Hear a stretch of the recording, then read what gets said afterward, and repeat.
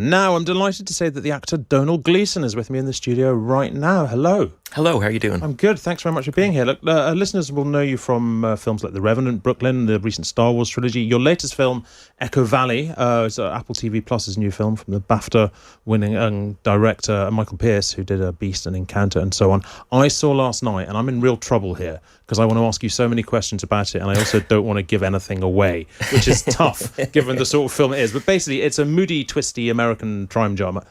What can you tell us about Jackie, your character? Julianne Moore is the lead of the film. Yep. Sydney Sweeney is her daughter and is excellent in it. And they're having a lot of trouble in the film. My character kind of comes in about a third of the way through. To make things worse. Yes, exactly. Yes. To really kick things off. Sydney Sweeney's fallen in with a bad crowd, her character. And so I'm kind of the worst of the bad crowd. I'm her dealer, essentially. And she's mistakenly thrown out some of my produce, and so he sets about trying to get it back and more. He's such a nasty character, but he's sort of charismatic and nasty at the same time. I haven't often seen you so nasty on screen. How did it feel to be him? It felt like, so the prep was quite heavy because you're playing. You have to look into his background. You have to kind of go around and see a few places that I wouldn't normally be going, and just putting your mind in a difficult place to play somebody who's pretty kind of venal in the way that he treats people. And then actually the shoot is really good fun, because once the prep is done, he's somebody who enjoys feeling in control. Yeah. He's somebody who enjoys manipulating other people. There's charisma there, definitely. Yeah. And he likes his effect on other people. And he likes making them feel scared. He likes making people feel vulnerable, and he looks for vulnerabilities. So actually it was quite a weirdly empowering, even if in a toxic way, to go to work, because you're making things happen. You're not receiving the trouble, you're creating the trouble. And that kind of, I don't know, I found it almost like a nicer way to go to work in a funny sort of way. Does a bit of him, when you're playing a role like that, does a bit of it sort of stick with you and you sort of walk around a bit going, hey, I'm a bad guy? No. It's weird. Those ones are easy to shake off, right? Strangely. It's the ones where you are the receiver of kind of trauma and heaviness and all the rest of it. They're the ones that when you go home you kind of can't shake from your head. The ones where you go in and mess everything up for everybody, they're really easy to shake for some reason. I don't know why that is. Did you really kick Sydney Sweeney in the belly? I'm tempted to say yes, just because I understand we're in a click economy. No, Sydney. We all that stuff. I have quite full-on violent scenes with Sydney and with Julianne at various points, and really good stunt coordinator, really safely done. But I'm proud of them because they look pretty awful, which is good. I was fascinated by just how one sort of films that. You've got to presumably coordinate it incredibly precisely, otherwise you do end up really injuring somebody. Yeah, of course. And like the Sydney stuff was relatively easy. The stuff with Julianne was harder because we're very close to each other, and when you're in that close, a stray elbow or you move your head the wrong way too much and you can kind of headbutt someone, those are trickier. But you set the parameters really clearly, and then within those parameters, then you try and have as much fun and actually act as you can and try and make it feel aggressive and stuff. But it was great fun. What's it like working with the pair of them? Because two such huge stars at the moment. Julianne's been around. I don't want to say rude, but she's been around a while and she's done so many amazing roles. Yeah, a giant in cinema, and has been in so many amazing films and has been so amazing in so many amazing films. That's really. It's not pinch yourself stuff, because actually she makes it all feel very normal, because she's done all her work by the time you get there. So there's no sort of nervousness about her, very sure-footed. And then in the scenes it's great because I'm supposed to be sort of pummeling her kind of emotionally, and that was fun to try to make her crack. That was great. It was like, that was a really good challenge. And similarly with Sydney, like she's all over everywhere, but her choices have been fantastic and her work is excellent, so it was great to go to work with her. Well, the film, it reminded me of those kind of, I guess, almost like 90s thrillers, like Cape Fear, something like that. Is that how it felt? In the reading of it, for sure, the writer wrote Mayor of Easttown and had gone back and forth with his chief of police out there to try and make sure that it feels real, but all that twisty turny stuff, what's going to happen next, with real emotional underpinnings. I love those sort of movies, And yes, that's what we were kind of hoping for, I think. Well, as I said, I don't want to give too much away, but the whole film is very much a parent's nightmare. Let me just say, especially as a parent of teenagers. Oh my God. Look, you've also just done Indiana Jones, Phantom of Youth, in the company of Natalie Portman and with Guy Ritchie as well. How was shooting that? It was good. I mean, like Indiana Jones was definitely sort of an influence on the whole thing, but it was like that's a totally different sort of movie. It's like a globe-trotting action adventure with Guy Ritchie directing. So the aim is to be fun and light on your feet and just keep the rhythm going and all the rest of it. And it was brilliant fun. We got to go to the pyramids. We got to travel around the world. It was like I sort of can't believe it's your job. It's amazing. Did you go inside the Great Pyramid? Everybody, look, here's the truth of it. On the shoot, we got to film like right in the middle of them, so they were all around us, which was great.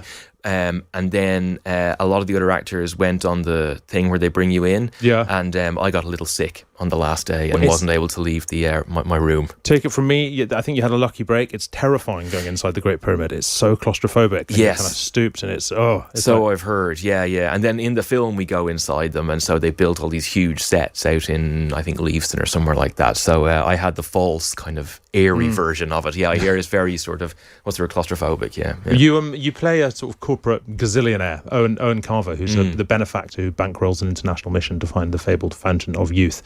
Very different sort of character to the one you're playing in Echo Valley. Do you how do you pick these kind of roles? Do you think that would be a stretch for me to do that? Do you think I'd enjoy doing that? What's the process you do? I think a combination of the two. I think you're looking for good people to work with. You're looking for a good script. You're looking to stretch yourself for sure. And oftentimes it'll be a reaction to what you've just done. If you finish doing a light and breezy sort of thing for a certain amount of time, you find yourself desperate to sink your teeth into something and really, get into a place that feels less throwaway or whatever like that. And then when you finish a job where it's very, very heavy and intense or whatever it is, then you find yourself wanting to lighten it up or try something else or do something about love or whatever it is. And then you just have to wait for the right thing. But I've been lucky not to have been too typecast or anything like that. I can bounce around a bit. Well, so your father is Brendan Gleeson. He's a hugely prolific actor. He's one of those actors who's in everything. Like I was watching 28 Days Later the other day to remind myself of the new one. I'd completely forgotten. He's got one of the main roles in that. Having a career like that, where he's in so many films of so many different types, how much has that been a model for you? I mean, I'm sure, like anybody who goes into the same work as one of their parents, like it definitely rubs off on you on the choices you make. But there's also that weird rebelling thing that you need to make your own career. You need to make your own choices, and you need to make your own mistakes. So definitely the fact that he worked so hard and still works so hard, I found that very inspiring.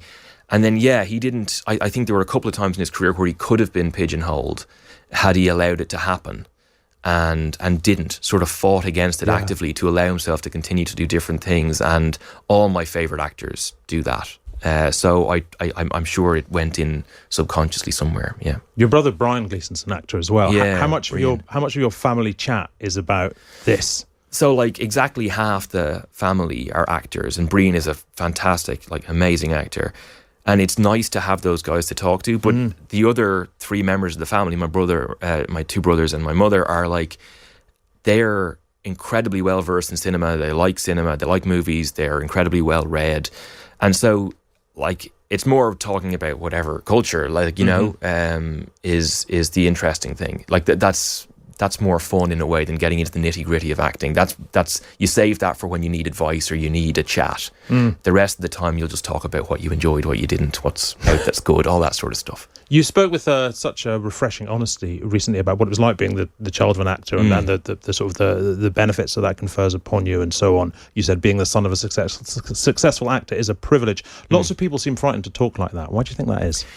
Well, I think it's difficult. I think when you're asked, you don't want to speak on behalf of other people. You can only speak of your own experience. So it's a tricky thing. And I think the phrase Nepo baby sounds belittling. It doesn't feel lovely to be called it. But what it's talking about is talking about is something real. Yeah. Which is that you have had opportunities that other people have not. And I think like being able to look at your own luck and understand that many other people do not have that, the majority don't have it, is important. Like just to understand how the world works honestly, and to be cognizant of it. I don't think that's a huge thing to like admit. Like, it's just a fact. Yeah, and I think that's absolutely right. Look, before I let you go, I've got to ask you about Harry Potter, because you played Bill Weasley in several of the Harry Potter films. I suppose it must, for a redhead not to be cast as a Weasley in the Harry Potter films must have been devastating. So there must be redhead actors weeping. The twins were brunette, actually. Right. I think, as far as I can remember, they dyed their hair, so they weren't even the real thing. Yeah. What do you think it's going to be like for the young actors being cast in the new HBO TV version? You've been taking an interest in that at all? I think, like, I just loved the books, and then I loved the films. And so what they're obviously going to do is go back to the books. They're not going to be basing anything on the way that the films went. They're very young. I was old by the time I joined, or older by the time I joined that world. They're kids, and what they did amazingly on the films was look after those children really, really well. And if you look at how they've grown, the adults they've become across the board, kind of amazing. How they've protected themselves and seem like really good people and good actors. And hopefully these kids will be afforded the same sort of space and room to grow. But it's tricky. There's different eyes on people now, and I wish them all the best. And they must be so excited, and rightly so, because what a world to be going into. Domhnall Gleeson, what a pleasure to speak to you. And I didn't even have time to ask you to do your Bob Geldof impression, which I've heard I'm told is legendary. So we'll have to leave that till next time. Look, the film is Echo Valley. It's going to be available globally from Apple TV Plus from June the 13th. Domhnall Gleeson, thank you very much indeed. Thank you so much.